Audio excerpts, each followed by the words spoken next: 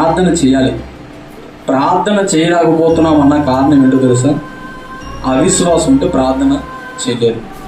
భక్తిహీనులు ప్రతిదానికి కలవరపడతారు. దేనికి? ప్రతిదానికి కలవరపడతారు. అదే భక్తిపరులు, విశ్వాసం గలవారైతే దేనికి కూడా కలవరపడరు. అది అగ్నిగుండమైనా, లేక ఎర్ర సముద్రమైనా, అవునా, సింహాల బోనైనా, చెరసాలలో వేసినా, వీళ్ళు భక్తిపరులు గనక దాన్ని బట్టి భయపడరు. ఎందుకో తెలుసా? బలవంతుడు మాకు తోడై ఉన్నాడు. అర్థమైందా? నమ్మువానికి సమస్తము సాధ్యమే అని చెప్పి ఉన్నాడు. దాన్ని నేను నమ్ముతున్నాను. నా ప్రభువు మీద విశ్వాసం ఉంచి ఉన్నాను. విశ్వాసము ద్వారా నా దేవుడు ఎన్నో కార్యాలు చేశాడు.